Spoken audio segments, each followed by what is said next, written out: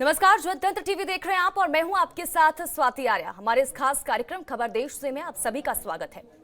आधा दिसंबर बीत चुका है और सर्दी का सितम बढ़ता ही जा रहा है। उत्तर भारत शीतलहर की चपेट में है। ठंड की ठिठुरन से उत्तर भारत कांप गया है। राजधानी दिल्ली से लेकर कश्मीर तक की फिजा में जमा देने वाली ठंड का एहसास है। पहाड़ों पर भारी बर्फबारी है तो मैदानों में ठिठुरन है। इस ठंड ने कई सालों का रिकॉर्ड तोड़ दिया है तो कहीं पारा लुढ़क कर माइनस में पहुंच चुका है। बर्फ ढके मैदान, पेड़ आमतौर पर हिमाचल और कश्मीर की पहचान माने जाते हैं, लेकिन इस साल ऐसा नजारा रेगिस्तानों की धरती राजस्थान में भी दिखाई दे रहा है। पहाड़ों से आने वाली बर्फीली हवाओं ने राजस्थान समेत कई राज्यों को जमा दिया है।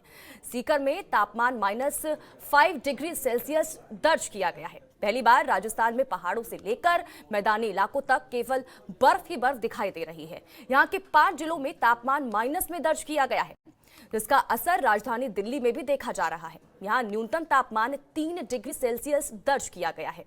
दिल्ली एनसीआर समेत उत्तर प्रदेश के भी कई राज्य शीतलहर की चपेट में हैं। अब ऐसे में ठंड के चलते कामगारों पर इसका असर देखा जा रहा है। लोग अलाव जलाकर ठंड को भगाने की कोशिश कर रहे हैं तो कहीं चाय पीकर शरीर को गर्म रखा जा रहा है। बढ़ती ठंड की वजह से कई राज्यों में येलो अलर्ट जारी है तो वहीं मौसम विभाग का मानना है कि आने वाले दिनों में ठंड और भी ज्यादा बढ़ेगी।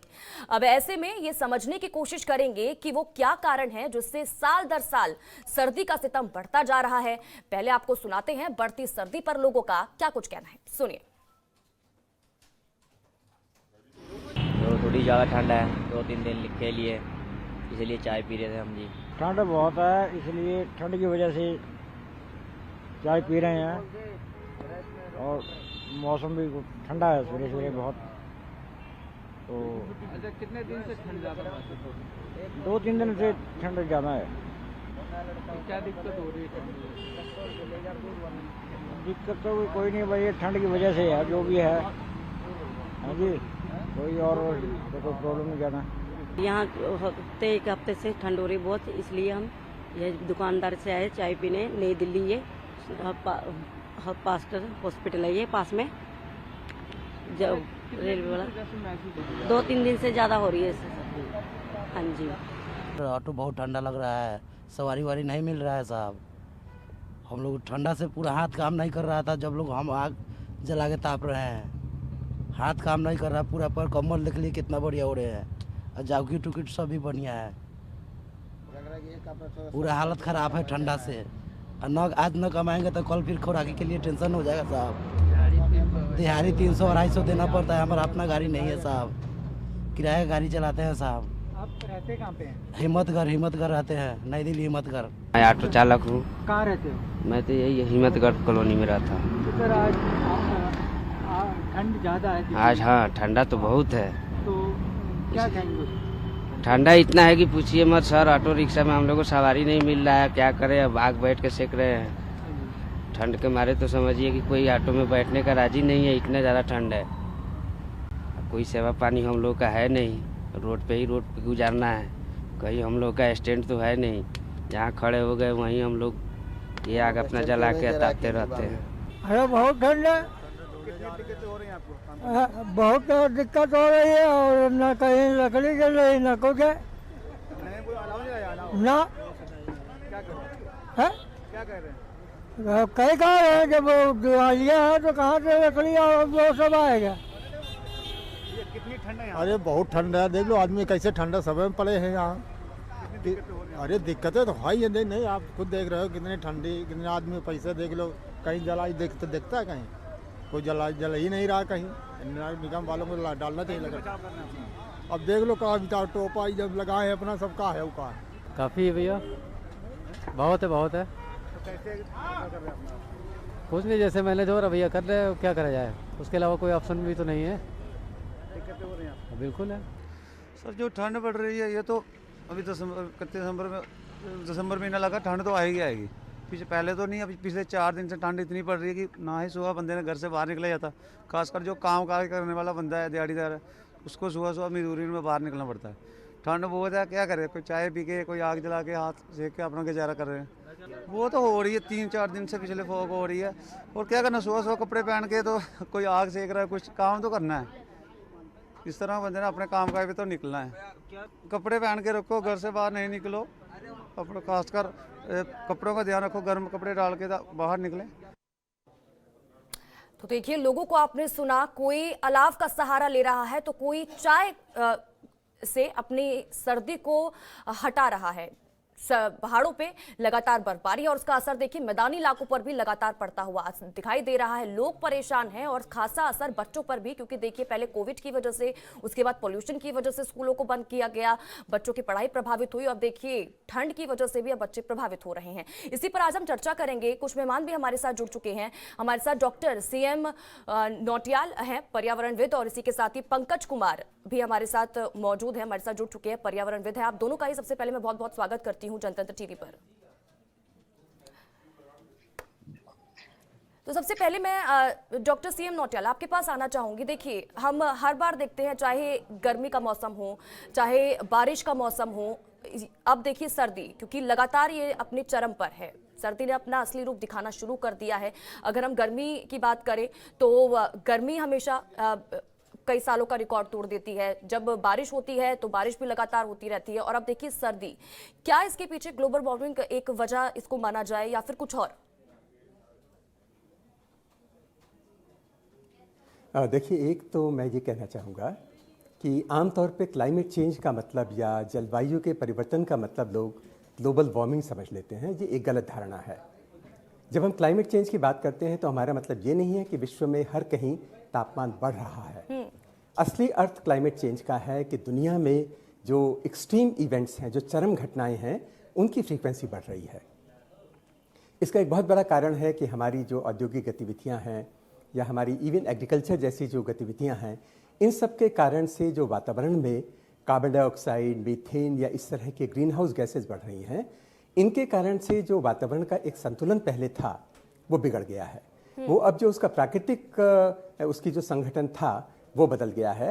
तो इसकी वजह से ऐसा ग्लोबल वार्मिंग तो ग्रीन हाउस गैसेज की वजह से होती है, लेकिन जो जलवायु परिवर्तन है उसमें दोनों बातें शामिल हैं। ग्लोबल वार्मिंग भी शामिल है और अनपेक्षित कूलिंग भी शामिल है। अब आप देखिए, जिन जगहों पर पहले टेम्परेचर कभी कम नहीं होता था या कहीं स्नोफॉल नहीं होता था, ऐसी जगह पे अब स्नोफॉल होता है जी। जिन जगह पर ठंडा होता था वहाँ पर गर्म होने लगा है। तो ये जो एक्सट्रीम इवेंट्स हैं, और इनमें तूफान भी शामिल हैं, साइक्लोन्स भी शामिल हैं।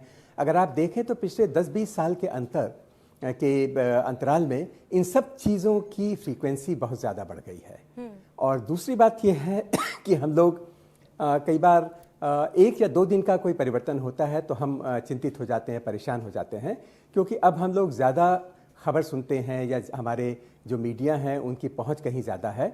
पहले हमें नहीं पता चलता था कि अमेरिका में या मैक्सिको में क्या हो रहा है, लेकिन अब पता चल जाता है। लेकिन ये कहने के बाद भी मैं ये कहूँगा कि ये जो परिवर्तन जलवायु में हो रहे हैं ये रियल हैं।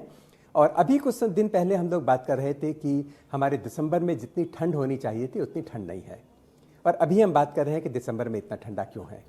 दरअसल प्रकृति में जो परिवर्तन होते हैं, इनमें से कुछ परिवर्तन लोकल होते हैं, कुछ परिवर्तन बड़े स्केल पर होते हैं जी। अगर कश्मीर में, J&K में अगर स्नोफॉल होगा और वहाँ से अगर हवाएं चलेंगी तो उससे जाहिर है कि पंजाब का, हरियाणा का, हिमाचल का और दिल्ली का और यहाँ तक कि पश्चिमी उत्तर प्रदेश का जो मौसम है उस पर फ़र्क पड़ेगा जी। इसी तरह से अगर हम ये देखें कि अगर दिन में बादल आ जाएं या दिन में ऐसी कोई चीज़ हो जाए तो हमारा टेम्परेचर जो यहाँ पर है वो कम हो जाएगा। लेकिन अगर दिन में धूप अच्छी पड़ी जी। और शाम के समय में बादल आए या शाम के समय में फॉग आया तो जो ज़मीन से वापस लौटने वाला, री-रेडिएट होने वाला जो विकिरण या रेडिएशन है वो अंतरिक्ष में नहीं जा पाएगा, तो इसका मतलब गर्मी बढ़ जाएगी।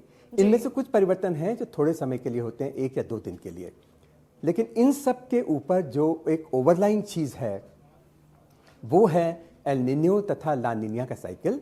और ला निन्या के साइकिल के हिसाब से ये वर्ष थोड़ा सा ज़्यादा ठंडा होने वाला है, ज़्यादा आर्द्र या ज़्यादा ह्यूमिड होने वाला है, और ये हमारी अपेक्षा थी। तो इसलिए अचरज की बात ये थी कि दिसंबर आ जाने के बाद भी क्यों टेम्परेचर अभी उतना कम नहीं हुआ है।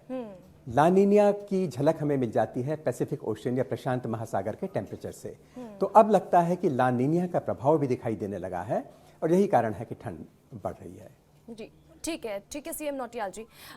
पंकज कुमार जी, मैं आपके पास आना चाहूंगी। जिस तरह से सीएम नौटियाल जी ने कहा कि ग्लोबल वार्मिंग हम इसकी वजह हम समझ लेते हैं, लेकिन ऐसा नहीं है। क्लाइमेट चेंज जिस तरह से अगर पहाड़ों पे बर्फबारी होगी तो देखिए उसका असर तो मैदानी इलाकों पर ही होगा, लेकिन अगर पिछले कुछ वर्षों का आकलन हम देखें ठंड को लेकर, तो आप क्या इसको किस तरह से इसको समझा पाएंगे?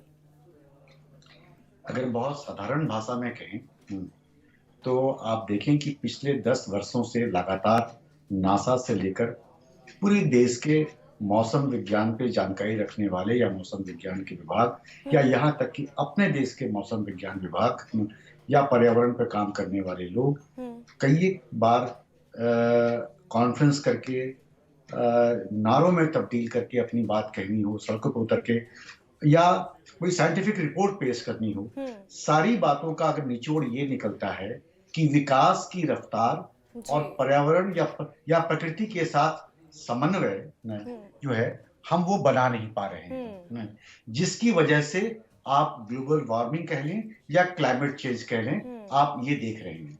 तो आप जो अभी आप सिर्फ उसका एक परिणाम देख रही हैं, जिसका कि आप कह रही हैं कि ठंड है या गरीबों को दिक्कत आ रही है, मगर इसका जो दूसरा बड़ा परिणाम जो दिखने वाला है, अगर हम अपने देश की बात करें तो वो है वो आर्थिक स्तर पर जो परिणाम दिखाई देगा, जिसमें कि अब तक में मनरेगा जैसे कार्यक्रम जो चलाए जाते थे, जिसमें कि बिलो पॉवर्टी लाइन को सर्व करने के लिए कुछ ऐसे आर्थिक कार्यक्रम चलाए जाते थे जिनसे उनकी सहायता होती थी। आज इस पर्यावरण परिवर्तन की वजह से आपको या सरकारों को, राज्य और केंद्र सरकारों को बहुत सारी ऐसी योजनाएं लानी पड़ेंगी जो इनको सुरक्षित रखने के लिए या इनको जिंदा रखने के लिए आवश्यक होगा, जो उनके रोजगार से संबंधित नहीं होगा। तो इतने लंबे वर्षों से ये तमाम हम सब लोग या तमाम साइंटिफिक रिसर्च सरकार को या विश्व स्तर पर या देश के स्तर पर हमेशा से चेतावनी देने की कोशिश की है कि आप अपने विकास की रफ्तार और प्रकृति के साथ समन्वय में अगर आप तालमेल नहीं रखेंगे तो आपको एक बड़े नुकसान का खामियाजा भरना पड़ेगा, जो हम आज देख रहे हैं। अभी आप सिर्फ ठंड को देख रही हैं, मुझे दिख रहा है कि अब इसका हमारे आर्थिक विकास पर कितना बुरा असर पड़ने वाला है, क्योंकि ठंड के समय में हमेशा वर्किंग आवर जो है वो कम हो जाता है और हम लोग जिस तरह के पर्यावरण के आदी हैं उसमें जो है इतनी ठंड में काम कर पाना भी मजदूर से लेकर ऊपरी तबके तक के लिए बड़ा मुश्किल होता है। तो हम अब एक आर्थिक मार भी इस पर्यावरण के कारण हम झेलने वाले हैं। ठीक है पंकज जी, ठीक है। तो देखिए ये हमें भी सोचना होगा, क्योंकि जिस तरह से हम सड़कों को काट रहे हैं और डेवलपमेंट लगातार किया जा रहा है, चाहे हम उन पेड़ों की बात करें जो लगातार हम पेड़ों को काटा जा रहा है विकास के लिहाज से ही, चाहे हम इसको देखें तो देखिए लगातार ये हमें सोचना होगा कि इससे इफेक्ट जो है वो हमारा इन्वायरमेंट ही हो। तो देखिए सियासी पारा तो गर्म है, लेकिन दूसरी तरफ सर्दी अपने चरम पर है। लोगों को अब ये सर्दी सता रही है, बच्चों के साथ साथ बूढ़े लोग भी, और इसी के साथ ही जो पशु पक्षी हैं और साथ ही साथ जो हमारा पर्यावरण है, जो इन्वायरमेंट है, वो भी नुकसान पहुंच रहा है उसको भी सर्दी के चलते। इसी पर आज हम चर्चा कर रहे थे और ये जानने की कोशिश कर रहे थे कि आगे आने वाले दिनों में और कितनी मुश्किलात पैदा हो सकती है अगर इसी तरह से मौसम बना रहा तो। हमारे साथ गेस्ट जुड़े हुए हैं, हमारे साथ डॉक्टर सीएम नौटियाल जुड़े हुए हैं और इसी के साथ ही पंकज कुमार भी हमारे साथ जुड़े हुए हैं, पर्यावरणविद। सीएम नौटियाल जी, मैं आपके पास आऊंगी। देखिए जिस तरह से पंकज जी ये बोल रहे थे कि सिर्फ हम सर्दी को ही एकमात्र कारण नहीं बता सकते हैं, क्योंकि देखिए डेवलपमेंट हम जिस तरह से बढ़ा रहे हैं उससे इन्वायरमेंट को कितना हम नुकसान पहुंचा रहे हैं। चाहे हम पेड़ों का ही एग्जांपल ले लें, पेड़ों को काटा जा रहा है, चाहे हम इमारतों की बात करें, चाहे हम इंडस्ट्रियल सेटअप की बात करें, चाहे हम रोड्स बनाने की बात करें, हजारों पेड़ों को काट दिया जाता है। क्या इसके पीछे भी ये एक कारण है और कितना नुकसान, ये भी बताइएगा कि आगे आने वाले दिनों में अगर इसी तरह से चीजें होती रही तो कितना नुकसान पर्यावरण के लिए और आम जनजीवन पर। स्वाति जी, आप बिल्कुल सही कह रही हैं। आपकी तरह जितने भी पर्यावरण से प्रेम करने वाले या जानने वाले लोग हैं, सबका ये मानना है कि जो पेड़ों का कटान हो रही है, जो फेलिंग ऑफ ट्रीज है, इन सब से पर्यावरण को डेफिनेटली बहुत ज़्यादा नुकसान पहुंच रहा है। लेकिन ये भी बात सही है कि अगर हमें विकास करना है, हमें फैक्ट्री बनानी है, तो पेड़ कटने होंगे क्योंकि हमें ज़मीन चाहिए। उसका तरीका यह है कि अगर हम एक पेड़ काटते हैं तो हम 10 पेड़ लगाएं।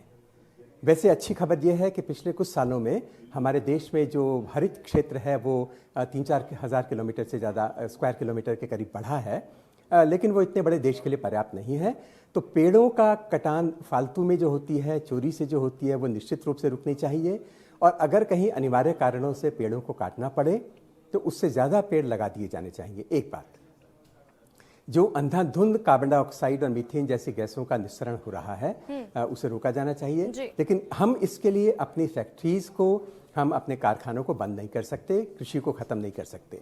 तो इसका मतलब यह है कि जिन हम प्रौद्योगिकी का जिसका उपयोग करें वो पर्यावरण फ्रेंडली हो, वो इन्वायरमेंट फ्रेंडली हो, कम से कम पोल्यूशन हो, और जो हमारी कोयले पर निर्भरता है ये कम होनी चाहिए। जिसका तरीका ये है कि हम सोलर एनर्जी की तरफ जाएं, लेकिन ये ध्यान में रखते हुए कि सोलर एनर्जी के लिए जिन पैनल्स का हम उपयोग करते हैं उनका अल्टीमेटली डिस्पोजल कैसे होगा, इसके बारे में भी हम कोई नीति बनाएं। अब बड़े जो पानी के बहाव का उपयोग करके जो बिजली बनाने वाले जो हाइड्रोइलेक्ट्रिक डैम्स हैं उनका विरोध हो रहा है, जो बिल्कुल सही है, क्योंकि वो भी हमारे पहाड़ों के स्वास्थ्य के लिए अच्छी चीज़ नहीं है। तो वैसे वैसे छोटे डैम्स बने अगर वो हाइड्रोइलेक्ट्रिक डैम्स हम बनाते हैं, और इसके साथ साथ जो पवन ऊर्जा है उसके उपयोग के बारे में सोचें। जो हाइड्रोजन के बारे में हमारे देश का बहुत बड़ा मिशन है, प्रधानमंत्री जी ने भी कई बार बात की है, वो मिशन बहुत महत्वपूर्ण होगा। लेकिन हाइड्रोजन बनाना इस तरह से कि उस प्रक्रिया में पर्यावरण को नुकसान ना हो। एक आखिरी सवाल, क्योंकि समय बहुत कम है, एक आखिरी कमेंट मैं आपसे लेना चाहूंगी, क्योंकि देखिए, क्योंकि ठंड लगातार बढ़ रही है और आने वाले दिनों में और भी ज्यादा, जिस तरह से एक्सपर्ट्स बता रहे हैं कि और भी ज्यादा ठंड पड़ेगी, तो लोगों को इससे खासी परेशानियां होंगी, बच्चों को होगी, बुजुर्गों को होगी, इन्वायरमेंट को तो हो ही रही है। लेकिन और ऐसे में देखिए चुनौती ये भी, क्योंकि प्रदूषण की समस्या भी हम झेल रहे हैं, कोविड की समस्या भी हम झेल रहे हैं, ऐसे में किस तरह से सुरक्षित रहा जाए, पर्यावरण को कैसे सुरक्षित रखा जाए? एक छोटा सा कमेंट पंकज कुमार जी।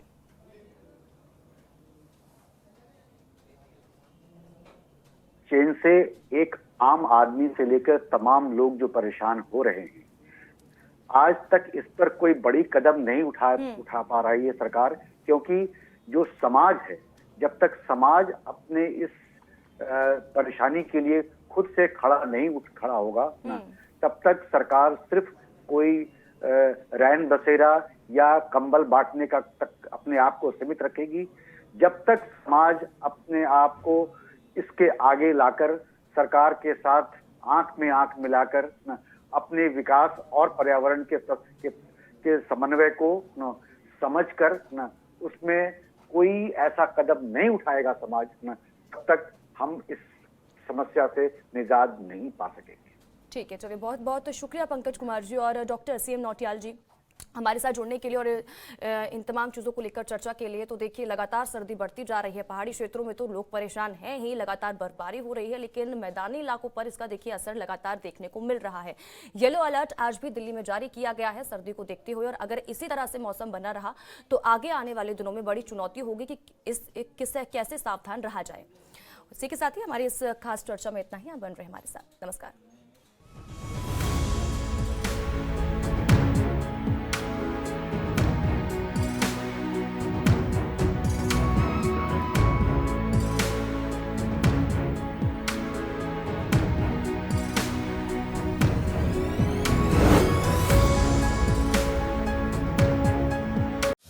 खबरों के निष्पक्ष विश्लेषण के लिए सब्सक्राइब करें Janatantra TV and press the bell icon. Never miss any update.